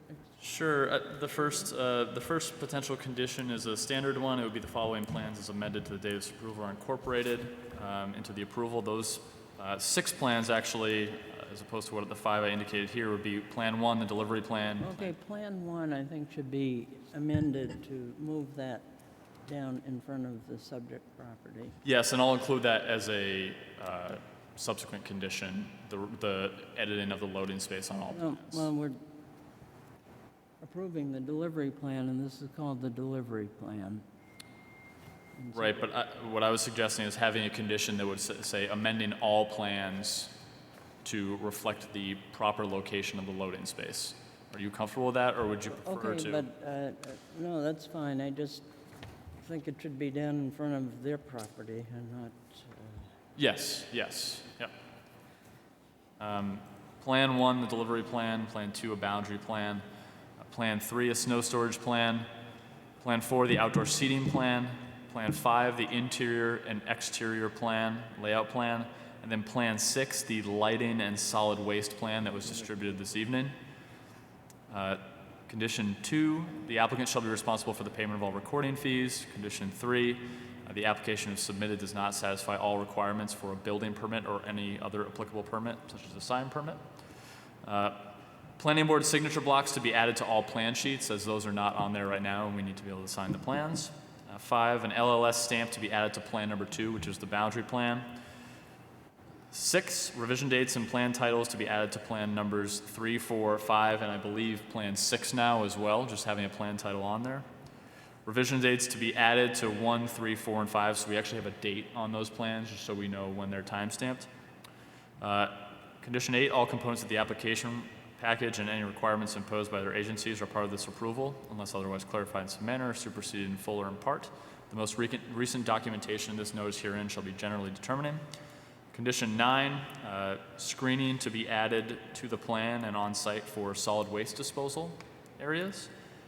Condition 10, adjustment of the loading space on all plans to meet the requirements of section 16410 of the Town of Wolfeboro Ordinance. Those are the 10 conditions I have. And move it in front of their property. Sorry, Kathy. And move it down in front of the subject property. And in front of the subject property. Okay, now, are you comfortable, excuse me, are you comfortable that this meets all of our zoning ordinance requirements and site plan application requirements? The only remaining concern I have, based on the discussion this evening, is relative to the parking spaces shown on Libby Street. They don't appear to be conforming under the zoning ordinance. They don't meet the 19 by 9 requirement. I don't believe that has to be addressed as part of this application, but it does need to be addressed following this application as it's related to the multifamily use, which is existing. But it certainly, as the Libby Street parking issue will be addressed following this, I believe this as well should be addressed directly Yeah, with well, the they're applicant. non-conforming parking spaces anyway because they back into the street. Correct. The question is the removal of the landscaped area and replacement of it with 4 parking spaces. That is a new addition of nonconformity. I think that should be discussed directly with the applicant. And Well, potential- I'm not sure that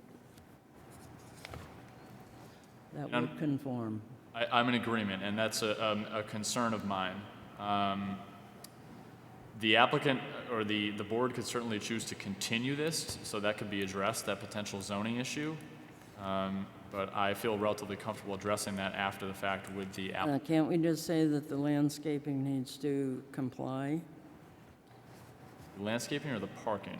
Well, parking and the landscaping. Certainly add that. Is that going to, is that condition okay? I think that condition's acceptable. I do have some questions about how the applicant's going to meet that condition, but I think that could be a discussion after Well, the fact. complying is, it's non-conforming. So you get to keep non-conforming conditions. Right. I'm not sure when the landscaped area was changed. Okay, well- That's a discussion. Okay, well, what do you want us to do then, as far as a condition? Right. I suppose a condition could be added to this that the site plan as it's presented does not include the parking spaces added along Libby Street for the multifamily use.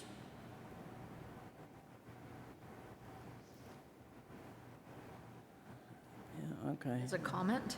yeah. I mean, I think we're really complicating this issue. What are we but- trying to Well, I do too, but I'm just trying to, you brought it up, I was trying Make to sure that address there it. are really 8 spaces back. Yeah, I mean, I think the issue is we have non-conforming parking spaces there. There's no question about that. Right. They're non-conforming under the zoning ordinance. There weren't. My understanding is they're new parking spaces that were recently created out of a landscaped area. They're not conforming.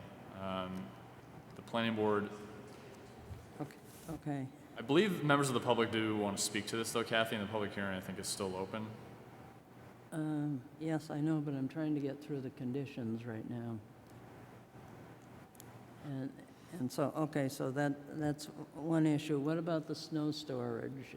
They did make a comment at TRC that they would remove the snow. And I think that they've confirmed that this evening. Okay, then there needs to be a note put up, either in the conditions or We can on the certainly map. add a condition.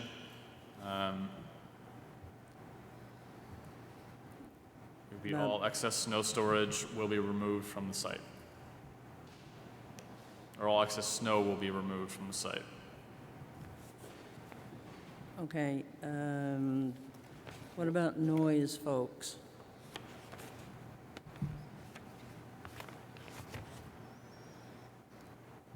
That they will comply with the noise ordinance of the town. We have a noise ordinance, we know their hours of operation.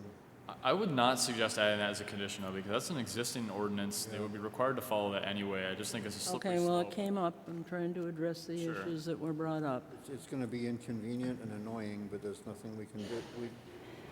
But they're within their rights. And if they overstep their bounds, It's a police- permitted use. Correct. Okay. The odor issue has been addressed, the parking. They're going to rely on on-street public parking to meet the parking requirements. The refuge storage, that's going to be dealt with on a daily basis. Any other issues that we should add? And then, as an additional thing, I'd like a motion after we finish here to write a letter to the selectmen about the Libby Street. Okay, yes, sir. Thank you for the clarification on the tractor-trailer parking. That was fascinating. Question regarding the radius of this turn on Mill Street and the entrance for the loading, unloading zone of the new business. So, as I understand it, it would be on the water side of the street would be the legal parking, correct? That's correct. Okay. What is the distance from the radius of the start of the corner to where a parked truck can be of that length? That is a question I can't answer right now, unfortunately. Yeah, but the reason I'm saying is, I know this isn't necessarily to scale this drawing, but I suspect that's going to put that truck back towards blocking the access to the rear back bay parking lot. Well, that's a problem that the applicant is going to have to solve with the police Understood. department. Understood. But it's definitely a concern. But I'd like that registered as a concern. It is a concern, Thank you. and I'm sure it's been registered in the minutes. Okay, the other issue is that people seem to be comfortable with asking Mr. Ford to put up some warning signs of pedestrians, for pedestrians crossing the street. That would be a separate issue, I guess. Yeah, I think Yeah, so. that's a separate issue. Okay, okay, Just to speak to a couple of the proposed preconditions. Okay. The parking for the residential portion of the premises is, I think, beyond the scope of what we're doing here. So including it at all, let alone placing conditions on it, I think would be beyond the scope of the application or the board's authority under the application. The removing the excess snow, I think, is requiring that is creating a problem, not solving it, because we're not defining the terms and conditions of when it will be removed. What is excess snow? How much is excess snow? Is an inch of snow excess? Is 30 feet of snow excessive? I think that that's something that the business owner and the landlord, in terms of within the scope of the operation of their business and the ownership of the property, have to deal with, so that the property and business can function appropriately. And it is, I think that would be, like I said, I think it creates a problem of enforcement more than it really remedies any problem. Certainly, the snow should not be a nuisance to the neighbors. It should not encroach on the street or the neighbor's property. That's reasonable, but it's also a legal requirement of being a neighbor. And the daily removal of trash. Graham said that it was his anticipation that he would be removing trash daily, but what if the business is closed when there's no trash created? What if there is not enough trash to warrant removing the trash? As long as it's stored within the trash bins, is not creating any noxious odors or any unsightly storage of trash in the area, then there should be no requirement to place what will be both a labor and a financial burden on the applicant to require the act of trash removal on a daily basis where that may not be necessary or reasonable. okay, the snow storage is a specific requirement in our ordinance, I thought. And we had testimony that it has not been adequately removed, and I have my little note from TRC on April 12th that says snow removal removed from site. I think it came up, and I think Mr. Ford brought it up. I mean, in the event that you exceed I'm the just- identified snow storage areas, I think we're putting this in just so in the event that you exceed those identified snow storage areas, that it's a guarantee from the applicant that they will remove snow from the property rather than having it encroach on the proposed parking spaces that are there. Sure, piled snow being required to be removed from where it is in excess of the snow storage area is one thing, but removal of excess snow in and of itself, I just find that very broad. Yep. And I think that that's going to create, one, a compliance issue, because who knows what that means, and two, an enforcement issue. Okay, so would you be comfortable amending that to snow storage areas, or snow in excess of the identified snow storage areas would be removed from the Well, site? certainly we don't need to ask the applicant. We have wording that I think we've used before. Yeah, no, it's, Meredith Village Savings Bank, I can name several. I think we did it for Mr. Zimmerman. Missing half Yeah, of this we- conversation. I'm We sorry. can't hear you down here Can't at hear all. you. Okay, well, I'm just saying that we have added this type of condition before, and I'm a little surprised that Could I it's an just issue. make a suggestion that on the snow storage part, that we word it in such a way that any snow would be, let's see, not interfere with any access to the premise, to the parking, or the access to the premises, you know, the entryways and stuff like that would be removed if it builds up to that point. In other words, the intent being that they can use the snow storage areas until, you know, they're full, and then at that point, they'd have to be removed, is the intent. Yep, go ahead, Paul. So I'm beginning to get confused, and I apologize. It says 2 areas of snow storage have been provided. It's on a map. One adjacent to the parking area and the second in the area of the outdoor seating patio, comma, which will not be operational during the winter months, which says snow's going to fall in that area. The applicant should address how excess snow storage will be handled. I thought I heard the applicant say they'll remove it. Well, I did Excess. too. That's why So- I didn't think adding a condition was going to Right. be a federal So case. the applicant has said, we'll remove it. Now, we don't want to know what kind of trucking company you use. We don't want to know, we don't have a permit for that.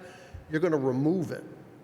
Now, we're not going to go out there, unless we do this for every other company, we're not going to go out there with a stick and look at how many inches of snow is in the ground. You're just going to remove excess storage, because if you create a situation where someone can't get out of that building, it's going to be a fire hazard, and then someone's going to get really upset with you. I think you're absolutely right. I don't want Is to that- create a situation where that Do could we occur. need that as a condition? I do not Are believe we so. done? I mean, I made the argument that we don't need it. I think it's been, especially now that we've discussed it at length in the minutes, I don't think it's necessary, but Thank you. I do. what is, We have done it in the past. The applicant has offered it. We should do it. It has been brought up as an issue by the neighbors, and I think it, I mean, we're talking about a pretty close-in neighborhood here, and I think that it is a safety issue, and that's what we're here for, is to deal with that type of issue, so. I agree with our chair lady. This is a very narrow, constricted area. We have very small areas for snow storage. If they get filled up, you're going to have to remove the excess. You've already said you would remove the excess. I don't understand why there's an argument here. As Could I you've ask worked, could I ask the recording secretary to... Because we're read making over- policy and we don't have the ability to do Could I that. ask the recording we're not secretary to making read over that policy. condition? We're not making policy. No, this has been a condition that has been added many times. yeah. Okay. I don't think it's the condition that's the issue, it's the language, and I think the way that Mr. Hodder just stated is an appropriate way to say it, to state it if we're going to use the condition, which would be that relocated snow that has exceeded the capacity of the snow storage areas should be removed in a timely fashion. Snow falls on the ground. If it falls on the ground in the walkway, it's got to be moved to the snow storage area. Once the snow storage area is full, then you remove it. Snow falls on the ground in a place where it's not going to be removed, and there should be no requirement that it be removed, and I would be concerned if the precondition or the condition was so broad as to potentially be read that way, even if it's absurd. So all I'm saying is it's not the condition, it's the language that was suggested, and I would propose that a better way to articulate it would be that stored snow which exceeds the capacity of the snow storage area shall be promptly, seasonably, whatever you want to say, removed. Just remove, period. Yeah. Sure. Does that, Madam Chairman, does that sound reasonable to you? Yes. Yes, it does. Okay, I'm going to close the public hearing. And the trash issue? I would argue Wait a with you minute, on the just trash close the issue. public hearing. I'm sorry? Just a sec. I think we've done a pretty good job about dealing with these things. Thank you. Okay, public hearing is closed. Planning board members, we've talked about some conditions. Any wording changes you want to deal with? And let's, The removal of waste on a daily basis, I would think that we ought to have that as a condition. We're shoehorning a pretty big operation into a very small space in a neighborhood of residential buildings and commercial buildings as well. Going to be an 87-seat restaurant. I suspect it's going to be quite popular. Running through the summertime. Going to be making some form of trash. In the summer, trash can become obnoxious pretty quickly.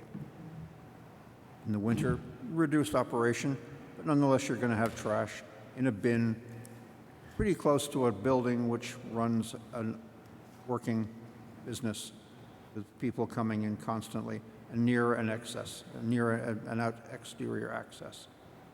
I don't see any reason why imposing a condition of daily trash removal is burdensome on a business that wants to run this sort of operation in this neighborhood. I do. I'm not surprised. Thank you. I'm not going to tell them how many bags they have to have before they call the guy and have him take out their trash. If somebody complains that there's noxious odors, if somebody complains they see vermin in the street, we have the ability to deal with that. But I really don't want to stick a handcuff on somebody and say, you have a restaurant at the top of the hill. You have a restaurant that's near the town docks. I want you to take your trash out every day. We don't do that. We ask them to act as good business people. And if they can't act as good business people, we have ways to deal with that. Well, I'm sorry, go ahead, Madam Chairman. Go ahead, and then I was just going to ask for a motion. If the operation were in downtown near the bridge on South Main Street, in the downtown area, I might agree with you. Nobody wants to see trash on the street. But their trash disposal areas are so close to where people have been living for years and years and years. This is a brand new operation for that neighborhood now. We're asking the people in the neighborhood to adapt to something. The business owner should be willing to adapt himself also to the new neighborhood that he finds himself in. And asking for daily trash removal when they have already said that they would be willing to do this. It's not an imposition. I don't find it to be burdensome. I would also suggest that if they are not open, and therefore there is no trash, they wouldn't have to remove it. That's fine. I mean, Okay, so somebody make a motion, you want to make a motion, no daily trash? I'm not making a motion. Okay. Would somebody make a motion of no daily or daily? I move that this board add a condition of approval to read as follows. Trash to be removed daily during regular hours of operation when the business is open for business, or when the business is actively open. If we're going to do that, I think we should just say trash should be removed daily, because if there's no trash, it doesn't need to be removed. Right. Okay, that's better. Thank you. Trash to be removed daily. One quick question, Are what you we do, making a motion? I've made that motion Okay. as a condition of approval. what we do about holidays? There's no trash. There's no trash, they're not You open. might be open on the 4th of July, And the trash company's not. the trash company's not. Just put it out there, that's all. Okay, well, that's Mike's motion. Somebody want to second the motion? Okay, no second. Somebody want to make another motion about this issue? Come on, folks, please. All I'm trying to do is move this along. Do you want the condition to, no condition about trash I mean, somebody, this is a group process. Do you not want that condition in there? Or the only reason it was in there is because it was suggested by the applicant and brought up by the neighbors. But if you don't want a condition, please say that so that we can move this along. How about trash should be removed daily as possible? Okay? All right, does somebody want to second that? I'll second that. Okay. All in favor of that, just the condition for trash removal that Vaughn just stated, please say aye. Aye. Aye. Opposed? Abstain? Okay, so we'll keep that as Vaughn stated it. Okay. Any other conditions that people are uncomfortable with? And we've addressed everything, Matt? Yes. Okay. Okay, would somebody be willing to make a motion to approve the application with the conditions that have just been discussed? 1 through 12. 1 through 12. 1 through 12. So moved. Okay, thank you. Motion's been made. Does somebody want to second the motion? Second. Okay, thank you. All in favor, please say aye. Aye. Aye. Aye. Opposed? Abstentions? Okay, thank you very much, everybody, for your patience and your participation. And we will move on.